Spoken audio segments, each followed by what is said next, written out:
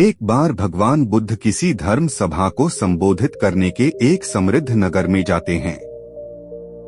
जैसे ही नगर के लोगों को पता चलता है कि महात्मा बुद्ध हमारे नगर में धर्म सभा को संबोधित करने आ रहे हैं, तो वहाँ के बड़े बड़े राजा महाराजा, साहूकार, जमींदार और सभी समृद्ध लोग महात्मा बुद्ध के लिए सभी अपने अपने अनुसार बड़े बड़े उपहार लाते हैं और एक एक करके सभी लोग भगवान बुद्ध को महंगे से महंगे उपहार भेंट करते हैं। और महात्मा बुद्ध अपना बाएं हाथ से इशारा करते हैं और उन सभी महंगे उपहारों को एक तरफ रखने को बोल देते हैं। सभी समृद्ध लोग महात्मा बुद्ध को बड़े बड़े उपहार देकर अपने आप को ऊंचा दिखाने की कोशिश कर रहे थे। उसी नगर में एक वृद्ध व्यक्ति रहता था जिसके पास खाने को भी कोई चीज नहीं थी। वह दिन भर भीख मांगकर या जहाँ से कुछ भी मिलता था उससे अपना पेट भर लेता था और इसी प्रकार अपना गुजारा करता था। उस व्यक्ति को भी पता चलता है कि भगवान बुद्ध उसकी नगरी में आए हुए हैं। वह भी महात्मा बुद्ध को कुछ देना चाहता था, लेकिन उसके पास देने को कुछ नहीं था।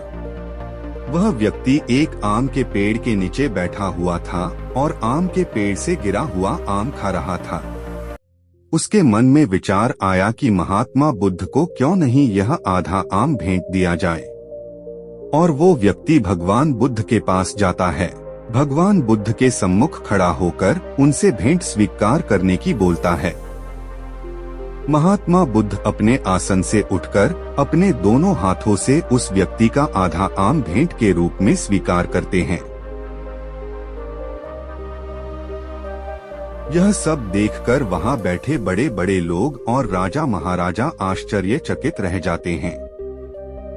वह मन ही मन में सोचते हैं कि हमारे द्वारा बड़े बड़े उपहार दिए गए हैं, उसके लिए महात्मा बुद्ध खड़े तक नहीं हुए हैं, जबकि इस निर्धन और गरीब व्यक्ति द्वारा दिया गया आधा आम के लिए स्वयं खड़े हुए और अपने दोनों हाथों से भेंट स्वीकार करने लगे। वहां बैठे लोगों में से एक व्यक्ति खड़ा होता है और भगवान बुद्ध से पूछता है, हे महात्मा, हमारे द्वारा दिए गए बड़े बड़े उपहारों में आपकी कोई रुचि नहीं है और आपने इस व्यक्ति द्वारा दिया गया आधा आम के लिए आप स्वयं खड़े हुए हैं और भेंट स्वीकार की है। तब महात्मा बुद्ध कहते हैं, आप इतने समृद्ध हैं, फिर भी आपने अपने धन दौलत का कुछ हिस्सा ही दिया है, जबकि यह व्यक्ति गरीब है और निर्धन है। फिर भी इसने मुझे अपनी सारी संपत्ति दान कर दी है।